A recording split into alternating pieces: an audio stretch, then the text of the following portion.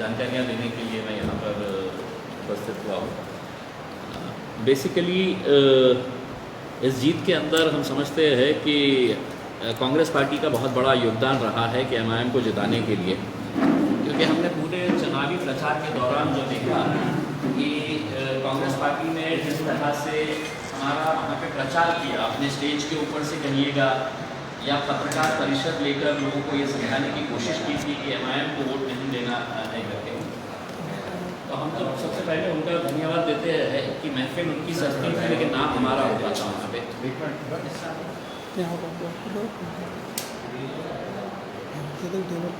हम इस इलाके के अंदर, बिहार के इस सीमांचल इलाके के अंदर हम लोग 5 साल पहले गए थे और 5 साल पहले जाने के बाद हमारे को वहाँ पे कामयाबी नहीं मिली थी, हमको ज़रा भी सक्सेस नहीं मिला था। उस वक्त नीतीश कुमार और लालू प्रसाद यादव ये साथ में मिलकर आए थे, सेक्युलरिज्म की बुराई किए थे और लोगों के वहाँ पे एक ही मंशा थी कि किसी भी सूरत में भारतीय जनता पार्टी को दूर रखना है तो हमको एक साथ मिलकर आना है। और उस वक्त उन्होंने वोट दिए, उन्होंने बहुत कहा था कि मतलब ये गठबंधन तुम्हारा साथ नहीं देने वाला है, क्योंकि ये भारतीय जनता पार्टी के साथ जाकर मिलने वाला है। ये 2015 के अंदर हमने अपने चुनावी प्रचार के अंदर हमने ये कहा था, लेकिन नतीजा यही हुआ कि 1.5 साल के बाद नीतीश कुमार साहब जाकर भारतीय जनता पार्टी के साथ मिल गए और अब जब दोबारा आए तो इस तरह का कंफ्यूजिंग इलेक्शन लोगों के बीच में कराए कि रामविलास पासवान साहब की पार्टी कहती कि हम नीतीश कुमार साहब के साथ नहीं जाएंगे, हम भारतीय जनता पार्टी के साथ जाएंगे। रामविलास पासवान की पार्टी कहती कि अगर हम सत्ता में आते हैं तो हम नीतीश कुमार को जेल में डालेंगे। भारतीय जनता पार्टी कहती है कि अगर हम सत्ता में आते हैं तो नीतीश कुमार को हम मुख्यमंत्री बनाएंगे। तो ये जो एक कन्फ्यूजिंग स्टेट तैयार किया गया था, बाद में हमको सबको मालूम था कि ये सब एक साथ मिलकर आने वाले हैं, लेकिन नतीजा ये हुआ कि वहाँ की जनता ने किसी भी तरह का जो कोशिशें हो रही थी एमआईएम को हराने के लिए, वो कोशिश को नाकाम करते हुए ताकत के साथ एमआईएम के साथ खड़े हुए। और उनके कितने ऐसे कांग्रेस के पत्रकार परिषद हुए जिसके अंदर उन्होंने ये कहा था कि हम इनके आने से हमको नुकसान होगा। हम उनको ये बताना चाहते हैं कि 70 सालों तक हमने तुम्हारे फायदे, तुम्हारे नुकसान, यही हमने सोचा है। अब हम इलेक्शन तो लड़ेंगे, हम हमारे फायदे के बारे में सोचेंगे और हमारा फायदा इसके अंदर था कि हम इलेक्शन लड़े तो हम जीते। और ये कहना कि एमआईएम की वजह से सत्ता नहीं आई है करके, तो ये किस बात का घमंड और गुरूर है कांग्रेस पार्टी को कि जो इतनी बड़ी सबसे पुरानी पार्टी होने के बावजूद, सबसे बड़ी पार्टी होने के बावजूद वो किस मुकाम के ऊपर आ गई, तो मेरे ख्याल आखिरी 19 सीटें उनको मिली है, एक राष्ट्रीय पार्टी और सबसे पुरानी पार्टी। तो हम ये चाहेंगे कि वो अपने गिरेबान के अंदर झाँक कर देखें कि हमारी क्या कमियाँ रह गई है करके। और आप ये चीखना चिल्लाना, ये औरतों के जैसा रोना, ये बंद कर दीजिएगा कि हमारे को हम जो हार रहे हैं इनकी वजह से, मतलब जीतते हैं तो उनके गांधी परिवार की वजह से जीतते हैं, मतलब ये राहुल गांधी का चमत्कार हो गया है। हारे जहाँ पर किसी का अवैसी के ऊपर है तो पूरा ठुकरा फोड़ दो करके। तो ये जो है कि लोगों को समझ में आ चुका है। हमारे को तकरीबन 5.25 लाख वोट वहाँ पर मिले, यानी कि जिन 6 कॉन्स्टिट्यूंसीज के अंदर हमारे को हमने विशेष तौर से जो हमारे को ऐसा लग रहा था ये 6 सीटें हमारी आएंगी, तो हर सीट के ऊपर हमारे को 60,000 के ऊपर ही हमारे को वोट्स मिले हैं। अगर हम 20 सीटें लड़े हैं तो एक अनुमान लगा लीजिएगा, एक एवरेज भी अगर निकालते हैं तो 60,000 वोट हमारे को मिलना वहाँ पे बहुत बड़ी बात है। तो एक कॉन्स्टिट्यूंसी में जहाँ पर हमारे बिहार के अध्यक्ष अख्तरुल इमान साहब लड़े थे, वहाँ पर 90,000 वोट्स मिले थे। कोचा धामन जो ऐसी कॉन्स्टिट्यूंसी थी जो लोग बोलते थे कि नहीं ये निकलना बड़ा मुश्किल है क्योंकि यहाँ पर इनका वो है, तो वहाँ पर भी तकरीबन 38,000 की लीड से जीते हैं, 38,000 की लीड से। तो ये सब देखते हुए हमारा यही कहना है कि हमारे हौसले और बुलंद हुए हैं। हम किसी भी तरह की आलोचना को फेस करने के लिए हम तैयार हैं, आपको जो बोलना है, क्योंकि अब जनता समझ चुकी है और वो जनता समझने के बाद अब ये बौखलाहट का शिकार होकर ये कह रहे हैं कि अगर ये नहीं लड़ते थे तो हमारी सरकार बन जाती थी। हमने ये साफ कहा कि इस देश से अगर किसी को भगाना है, इस देश में अगर किसी की सत्ता नहीं आना है तो वो भारतीय जनता पार्टी की। भारतीय जनता पार्टी को सत्ता से दूर रखने के लिए जो करना है वो हम करने के लिए तैयार हैं। लेकिन अगर आप एक तरफ बोलेंगे कि ये तो आए हुए हैं इनको जिताने के लिए वजह से आई है, अभी 5 आए हैं, हमारी उम्मीद है वहाँ पर बिहार के अंदर ये कि कम से कम 6 सीटें आएंगी। हमारी एक सीट जो पिछले साल हमने जीते थे बाई इलेक्शन के अंदर, जो किशनगंज की सीट थी, वहाँ पर अगर आप आंकड़ों के ऊपर नजर डालें कि जो पार्टी हमको कहती है कि हम वोट काटते हैं, तो आप अगर देखेंगे कि 10 महीने पहले जो किशनगंज का चुनाव हुआ था, उपचुनाव हुआ था, वहाँ पर हमारा कैंडिडेट जीता था कमरुल हुदा साहब, उनको 70,000 वोट मिले थे। भारतीय जनता पार्टी को 60,000 वोट मिले थे और कांग्रेस को महज 25,000 वोट मिले थे। लेकिन इस बार हमको भारतीय जनता पार्टी और कांग्रेस ने कुछ इस तरह का एक साठगांठ किया था कि हम दोनों के अंदर ही होना चाहिए, यहाँ से ऐवान को हटाने का है। वो एक सीट हम हारे हैं और हमको मालूम है कि वहाँ पर क्या क्या हथकंडे अपनाए गए हैं, क्या क्या साजिशें वहाँ पर खेली गई है। एमआईएम की ये सीट, क्योंकि उन्होंने सपने में भी नहीं सोचा था कि मतलब एमआईएम के 5 सीट आ जाएगी। वैसे तो किसी ने भी नहीं सोचा, मतलब हम लोगों का इतना यकीन था कि हमारी सीटें आएंगी जो ज़मीन के ऊपर हम काम कर रहे थे। आप यकीन नहीं मानेंगे कि मतलब अवैसी साहब की जो तड़प थी बिहार के लिए, उनको ना मैंने इतना प्रचार न तेलंगाना में देखा ना महाराष्ट्र के अंदर जितना बिहार के अंदर किया। मैंने खुद तकरीबन 7 सभाएं लिया है।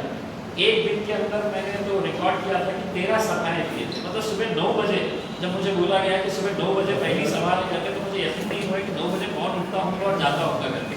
लेकिन 9 बजे भी मतलब वहाँ पर लोग इंतजार में बैठते थे कि एमआईएम के सांसद आने वाले हैं। तो एक बहुत पॉजिटिव डेवलपमेंट हम ये समझते हैं।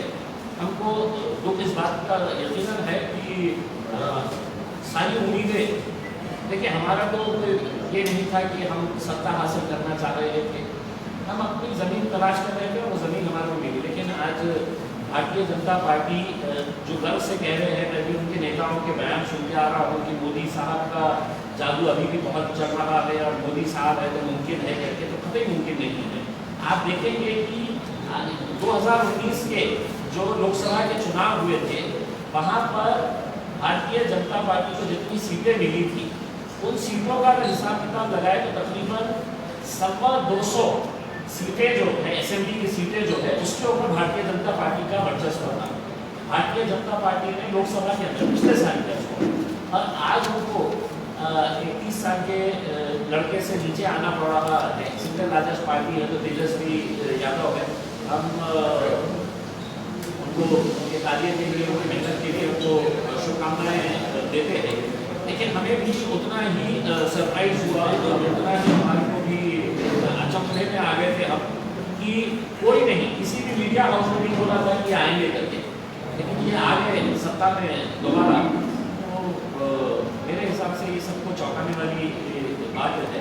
अब हम यहाँ से आगे अपना सफ़र शुरू करेंगे और ज़्यादा मजबूती के साथ और ज़्यादा मेहनत करेंगे। 2015 में जब हमने इलेक्शन लड़े थे और उसके बाद जब हम 2020 के अंदर गए, तो ऐसा नहीं है कि हम सिर्फ 2015 के अंदर गए और उसके बाद हम 2020 के अंदर चले गए।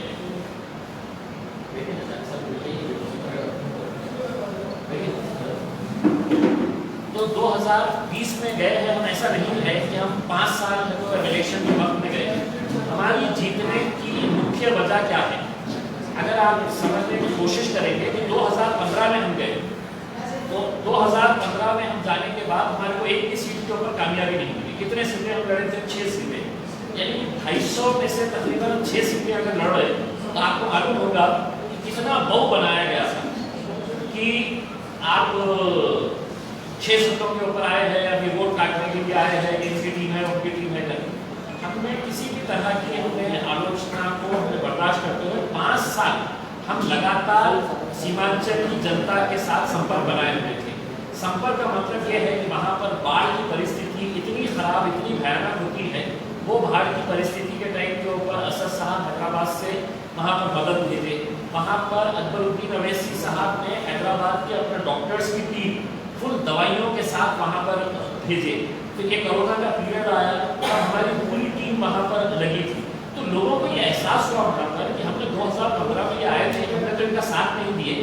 इसके बावजूद भी ये लोग हमारे साथ, हमारे सुख दुख के अंदर खड़े हैं, हमारे दुख के अंदर पूरा खड़े हैं। तो हमारे लिए 2020 के अंदर ये हमारे को नतीजे मिले।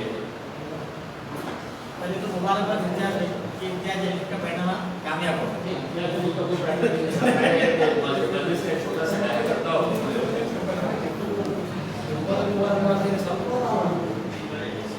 ये भाई अपन उनका की जे मिळाला आहे प्रकाश आंबेडकर म्हणतात की तो सर्व मुस्लिम बोल बात तुम्हाला जे सांगितलं हे काही जबाबदारी नाही आहे, मुस्लिम काही हा बिलकुलच येणार तुमचं अभिनंदन पण केलं त्यांनी, पण तुम्ही मुस्लिम भागाच्या बाहेरचा विजय मिळवला असता तर तो चांगला झाला असं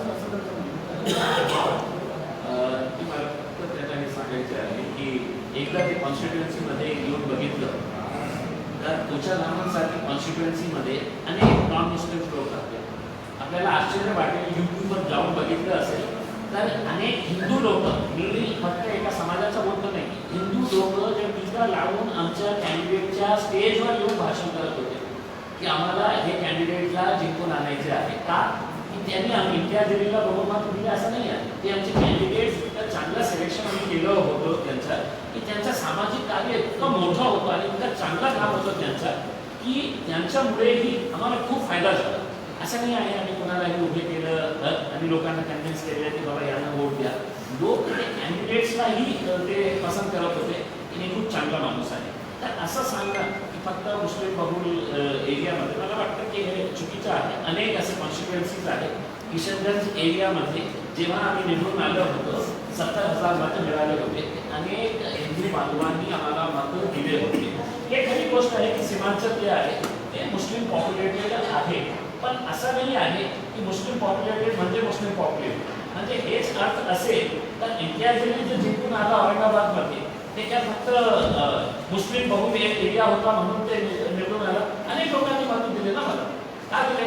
आणि आपल्याला माहित नाही आहे का की पूर्ण दलित समाज आपल्या आशीर्वादाने माझ्यासोबत होतं।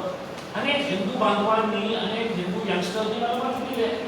पण हे सांगणं सी अल्टिमेटली क्या है, जीत जीत होती है, हार हार होती है। अब हम जीत गए हैं, अब जिसका आकलन जिसको जैसा समझना है समझना। सलील साहब मेरा एक सवाल है, कल धांधियों के लिए तो बहुत सारे आरोप लगे कि भाई वोटिंग मशीन में धांधियाँ हुई है या वहाँ पे बहुत सारी गड़बड़ी है जिससे 10-15 सीट का इधर उधर गिरा। आप वहाँ थे, आपको कैसे?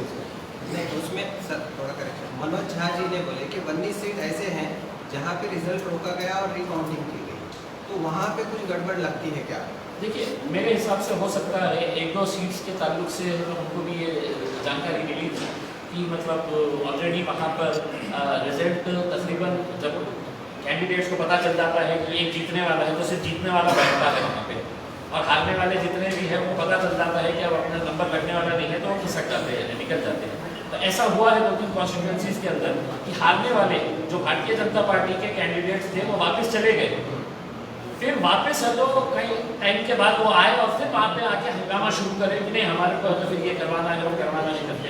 तो मुमकिन है कि कुछ ना कुछ, लेकिन भारतीय जनता पार्टी अब इसके अंदर तो PhD हासिल कर चुकी है कि सत्ता में आने के लिए क्या क्या हथकंडे अपनाए जा सकते हैं, वो सारे हथकंडे वो अपनाते नाही। ईव्हीएममध्ये घोटाळा झाला का? प्रकाश आंबेडकरांनी आता आरोप केला की ईव्हीएममध्ये घोटाळा झाला त्याच्यामुळे भाजप नाही। आता काय आहे की आता इट्स टू अर्ली की म्हणजे आमच्याही ॲनालिसिस आम्ही सगळं सीटचं ॲनालिसिस करू। आम्ही काय आहे फक्त जे 20 सीट्स होते आमचे त्याच्यावर कॉन्सन्ट्रेट केलं होतं। आता सगळं जे रिझल्ट्स आलेले आहे त्यांचं ॲनालिसिस करून ते मला वाटतं की असदुद्दीन अवैसी साहेब पार्टीचे जे अध्यक्ष आहेत त्याच्या बाबतीत ते स्पष्टपणे बोलतील। बंगाल की विधानसभा आनी है, वेस्ट बंगाल की कॉन्स्टिट्यूंसी के भी इलेक्शन होंगे। वेस्ट बंगाल के लिटमस टेस्ट है क्या? आप क्या बोलेंगे वेस्ट बंगाल को लेकर, क्या प्लान है? देखिए, हमारे चुनावी प्रचार के अंदर महाराष्ट्र से, दिल्ली से, उत्तर प्रदेश से, झारखंड से, तेलंगाना से, आंध्र प्रदेश से, मतलब जहाँ जहाँ पर भी MIM के चाहने वाले, MIM के पार्टी वर्कर्स, कार्यकर्ता जितने भी ये पूरे आए थे बिहार के अंदर प्रचार करने के लिए। और पश्चिम बंगाल के बेहिसाब नौजवान लड़के वहाँ पर प्रचार करने के लिए आए थे और उनकी एक ही ये थी कि साहब हम पूरी मेहनत करेंगे यहाँ पे, लेकिन आपको हमारे पास पश्चिम बंगाल में आना है। और वो लड़कों ने दिन और रात मेहनत की है वहाँ पे। पश्चिम बंगाल लगा हुआ है, सटी हुई बॉर्डर है, मतलब 5 किलोमीटर के ऊपर पश्चिम बंगाल लग जाता है, कई कई जगह के ऊपर 2 किलोमीटर के ऊपर पश्चिम बंगाल लग जाता है। तो वहाँ से बहुत सारे लोग आए थे।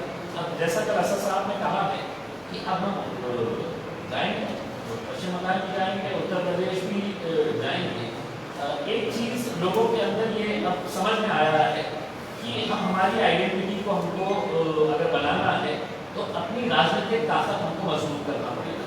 अब वो राजनीतिक ताकत ये है कि आप किसी के कंधों के ऊपर बैठ कर है तो अब हम ही दूल्हे बनने के लिए हमने कई लोगों को दूल्हा बनाए हैं, हम बारातियों का काम करते तो अभी थे। कोई अलायंस नहीं होगा जो है उनके बल पे लड़ाई जाएगी। देखिए ये टाइम जो हुआ है, पहले आप ये खुद मानते थे कि MIM पार्टी को जो है एक अछूत की तरह देखा जाता था, ये अनटचेबल है, इनके करीब नहीं जाना।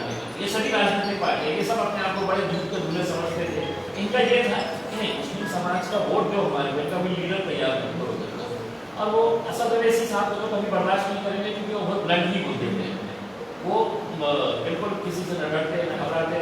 तो उनको ऐसा नेतृत्व नहीं चाहिए। उनको कैसे चाहिए जो अभी भी मतलब कांग्रेस के अंदर, NCP के अंदर बहुत सारे ऐसे मुस्लिम लीडर है जिनके आकर अगर बोलते हैं बैठो तो बैठ जाते हैं, उठो तो उठ जाते हैं। उनका काम यही है कि अपनी कुर्सी संभाल के रखो, अपना साथ क्या बोल रहा है उतना तक करके रखो।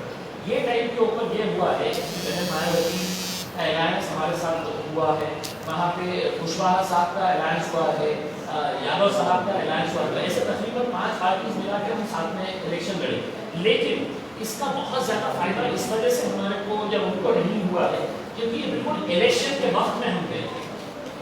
इलेक्शन के वक्त में जाने से जो हमारा लोगों तक पहुँचने का जो रीच था वो नहीं हो पाया। लेकिन अगर हम पश्चिम बंगाल जाएंगे, उत्तर प्रदेश जाएंगे, अब सबको मालूम पड़ गई है कि हमारी ताकत क्या है और हमको मालूम पड़ गई है कि हमारी ताकत क्या है।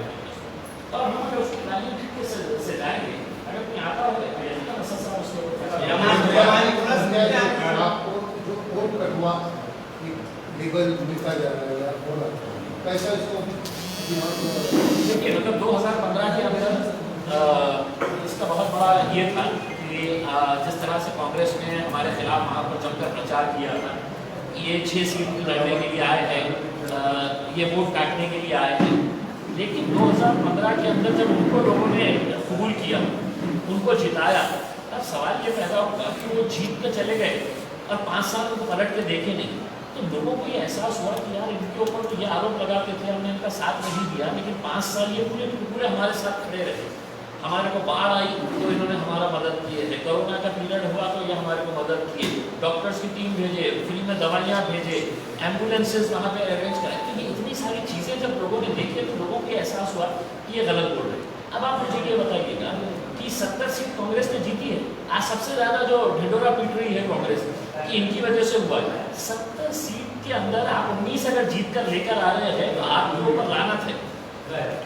हम तो ये समझ रहे हैं कि ये तो तेजस्वी यादव का बहुत बड़ा पना था कि उसने है तो इनको 70 सीट दिया था, उसको मालूम भी होते हुए कि इनकी लायक ही नहीं है 70 सीट की, इनकी औकात ही नहीं है 70 सीट लड़के है तो जिताने की।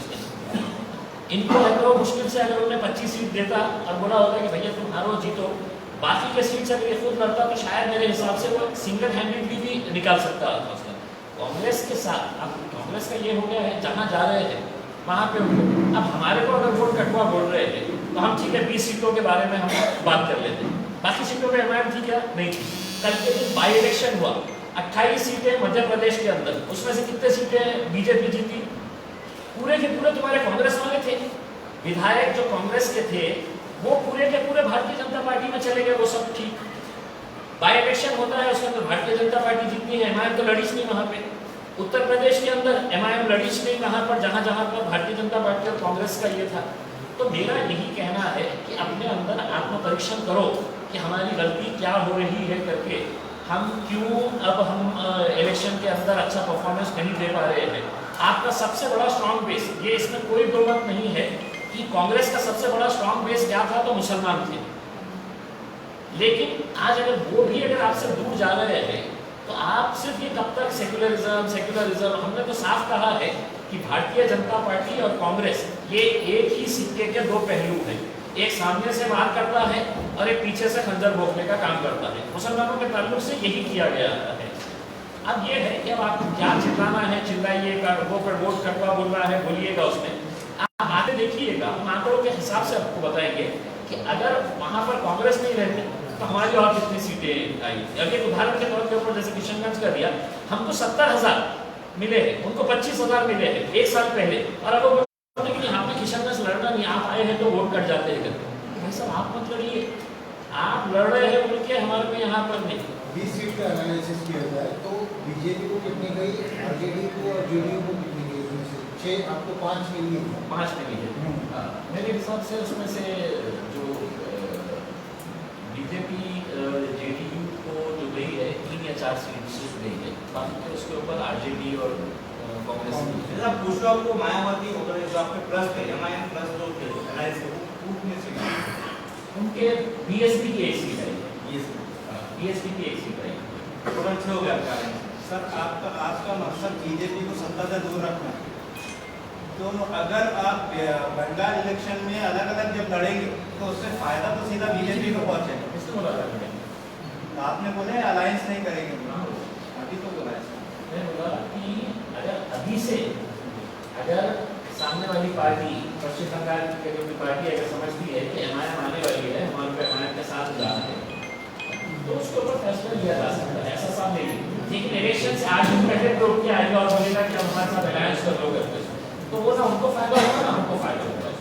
अब इलेक्शन के लिए बच्चा ही देखना है पश्चिम बंगाल की, उसमें बहुत ज़्यादा नहीं, अगले साल की इलेक्शन आने वाले हैं, एग्जाम महीने बचे हुए, तो उसको प्लानिंग हम लोग अभी से अगर करते हैं यकीनन मतलब सामने वाला आता है। सर अगर आपकी किंग मेकर की पोजीशन हुई होती तो मान लीजिए किंग मेकर तो आप किधर गए? देखिए एक स्पष्ट ये सवाल जो है कल असद साहब से भी बार बार तो ये पूछा जा रहा था कि अगर आप किंग मेकर की भूमिका में अगर आते हैं तो आप किसका साथ देंगे? तो आप ये समझ लीजिएगा कि भारतीय जनता पार्टी को हराने के लिए जो कदम उठाने की जरूरत रहती थी, जो करने की जरूरत रहती थी, हम करे होते, लेकिन हमारे आत्मसम्मान के साथ। अब हम गिर के हमारा झोली लेके आपके पास नहीं, अब आपको अगर हमारी मदद चाहिए तो आपको उतने ही सम्मान के साथ आपके पार्टी के अध्यक्ष ने मेरे पार्टी के अध्यक्ष से बात करना। ये अगर समझेंगे कि नहीं असद साहब आके आपकी चौखट के ऊपर बैठेंगे तो नहीं। बड़ा सा हिस्सेदारी अवैसी इसका एक वो है कि इंदिरा गांधी भी तो दारुसलाम के ऊपर आई थी तो जरूरत पड़ी थी, डॉक्टर उनको जरूरत नहीं तो उन्होंने बात कर। मैंने एक सवाल आपसे ये है कि पिछले 5 साल पहले आपने वहाँ पर कदम रखा कि 5 साल से आपकी स्टडी चालू थी, तो आपने 225 सीट क्यों न लड़े? आपने 20 सीट क्यों लड़े? 20 के ऊपर मुस्लिम का पूरा काम था। पूरे देश में इतनी तकलीफ, 20 सीट लड़े तो ये 20 सीट क्यों लड़े हैं करके उसमें लड़ेंगे। आपकी ख्वाहिश भी इंशाल्लाह हम पूरी करेंगे, मेरा साथ आपकी ख्वाहिश माही पे मेरी लेकिन कैसा है कि अब आप ये खुद को ये बोलेंगे कि आप महाराष्ट्र के अंदर 48 सीटें क्यों नहीं लड़े हैं? 48 सीटें एमआईएम तो महाराष्ट्र के अंदर इतनी ताकतवर हो गई थी, आप क्यों नहीं लड़े करके? कांग्रेस ने 25 लड़ी, कितने जीती? एक जीती ना पूरे महाराष्ट्र के अंदर। कांग्रेस ने लोकसभा की सिर्फ 1 सीट जीती, एमआईएम ने कितनी लड़ी थी? 1 जीती, कितनी? 1। अब आगे बताइएगा, जहाँ पर सिर्फ जीतना अगर हमारा मकसद है तो हम हमारे उसके ऊपर फोकस करेंगे ना। हमारे पास क्या है कि हमारे पास स्टार्स जो है वो बहुत ज़्यादा नहीं है, हमारे पास एक ही स्टार है, बैरिस्टर असदुद्दीन अवैसी। अब 250 सीट के अंदर हम खड़े करवा देंगे और हर कोई बोलेगा कि मुझे असद साहब की 4 सवालें चाहिए, तो मुमकिन है क्या? हम नए स्टार्स तैयार करेंगे, आप भी ज्वाइन करिए। साहब अभी जैसे आप बता रहे हैं कांग्रेस की वजह से हमारे को जीत हासिल हुई और प्रकाश अम्बेडकर ने सामने बोले कि अब कांग्रेस के पास में ऐसा कोई जनाधार नहीं रहा, तो अब उनको सिर्फ एक घटक पक्ष रखा जाए और कोई तीसरी आघाड़ी और तीसरा कोई नेतृत्व सामने आए, ऐसा उन्होंने कहा है। तो उस पर आपकी क्या देखिए बिल्कुल मेरे हिसाब से तो देखिए क्या हो रहा है कि एक गेम हुआ करता है जिसके ऊपर जैसा कुर्सी एक रहती है, 2-3 कुर्सियां लगाते हैं, म्यूजिकल चेयर बोलते हैं, उसके अतराफ में ऐसा घूमना। तो क्या हो रहा था कि एक कुर्सी थी और उसके ऊपर म्यूजिकल चेयर खेली जा रही है, पिछले 70 सालों से म्यूजिकल चेयर खेली जा रही है। ऐसा बटन दबाएं तो एक बार जाके भाजपा बैठ जाती है, बटन दबाए तो दूसरा, तीसरे खिलाड़ी को आने का मौका ही नहीं देते थे। ये समझते थे कि इस मुल्क के ऊपर राज करने का अधिकार सिर्फ कांग्रेस को है और बीजेपी को है। अब क्या हो रहा है कि रीजनल पार्टीज जिस तरह से डेवलप हो रहे हैं, उनको ये समझ में आ गया है कि आज आप सोचिएगा कितना बड़ा अचीवमेंट है। ठीक है, हमारे अपोजिशन के अंदर थे, हमारे विरोध के अंदर इलेक्शन लड़े हैं, लेकिन एक 30 साल का एक लड़का अगर आके इस तरह का चैलेंज मोदी साहब को उनके इतने बड़े गढ़ के अंदर, उनकी पार्टी 15 साल से वहाँ पर हुकूमत में है, और एक चैलेंज अगर वो दे सकता है, रीजनल पार्टी के हद तक ही है, आरजेडी नेशनल लेवल के ऊपर तो कहीं है ही नहीं उसका, तो वो इतना ही। तो ये मेरे हिसाब से एक बहुत अच्छा लेसन हो सकता है कि दूसरे राज्यों में भी अगर इस तरह के अलायंसेस अगर बनते हैं, स्ट्रॉन्ग अलायंसेस, यकीनन बीजेपी को पछाड़ा जा सकता है। सिर्फ कांग्रेस को वहाँ पर एक घटक पक्ष रखा जाए और किसी और को नेतृत्व दिया जाए, हो सकता है, बिल्कुल हो सकता है। भाई 19 पार्टी वाली हमारे जो है 5 साल के बाद है, तो आप कितने सीटें लड़े? 70 लड़के हैं तो 19 सीटें आप लेकर आए हैं, हम 20 सीटें लेकर आके वहाँ जो है बिहार जाके यहाँ लोग बन रहे थे, तो वो जरूरी था कि हैदराबाद ये भी जरूरी था, वो भी जरूरी था। और अगले महीने जो है वो वहाँ पे हैदराबाद में कॉर्पोरेशन के इलेक्शन होते हैं, तो आप बाजार के लिए चलना, वहाँ पे देखना उसमें कि लोग तय करेंगे। क्या है कि जनता तय करती है कि ये इलेक्शन के टाइम के ऊपर ये यहाँ पर नहीं थे।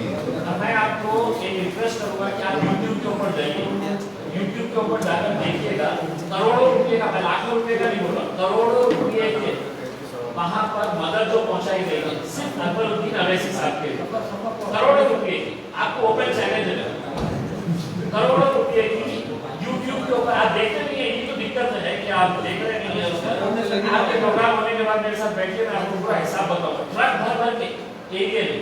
और सिर्फ है तो ऐसा नहीं है कि मदद मतलब खाना पहुँचाया गया है, आपको मालूम है वहाँ पे अकबरुद्दीन अवैसी साहब ने लेडीज अगर है तो उनको साड़ी, ड्रेस, बच्चे अगर है तो उनको कपड़े, दवाइयाँ, पूरे हॉस्पिटल्स का पूरा इलाज जो है ये पूरा किया गया है। और अगर इसके बावजूद भी अगर आपको ऐसा लगता है कि यहाँ रहना था, वहाँ रहना था, तो दिसंबर में तो पब्लिक तय करेगी ना उसका।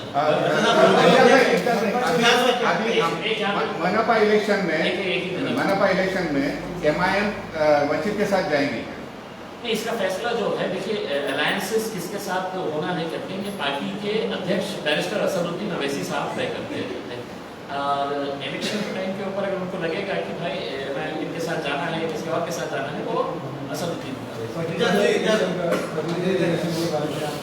पदवीधर इलेक्शन के ताल्लुक से हमने हमारे डॉक्टर कुमार काकरी साहब जो हमारे वर्किंग प्रेसिडेंट है महाराष्ट्र के, उनके ऊपर ये जिम्मेदारी दी है कि आप इसके ऊपर पूरी स्टडी करिए, क्योंकि ये ग्रेजुएट का है, कॉलेज के ताल्लुक से है, तो वो उसके ऊपर चर्चा कर रहे हैं।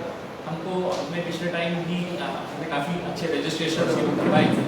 वो इलेक्शन लड़ना है तो कौन कौन कैंडिडेट्स हो सकते हैं, कहाँ से लड़ना है, कई जगह के ऊपर हमारे को ग्रामीण इलाकों से भीड़ ये वो जगह से भी हमारे को कैंडिडेट्स किया है कि हम खड़े रहना चाह रहे हैं, तो हमने उनको ये जिम्मेदारी दी है।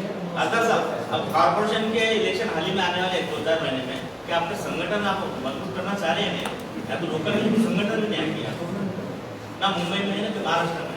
इंडिया से भी अपने आप में संगठन है भाई, ऐसे नहीं, और आपके अंदर में जिला अध्यक्ष, शहर अध्यक्ष वगैरह की नियुक्ति है कि नहीं? शायद आने नहीं चाह रहा। हर कोई हमारे पास देखिए, एक अनाज 100 बीमार वाला मामला है, एक कॉर्पोरेटर के लिए 10 जने आए। मैंने ये फैसला किया कि मैं बोला भाई जो पार्टी की पोस्ट लेगा वो कॉर्पोरेटर का टिकट नहीं मांगेगा।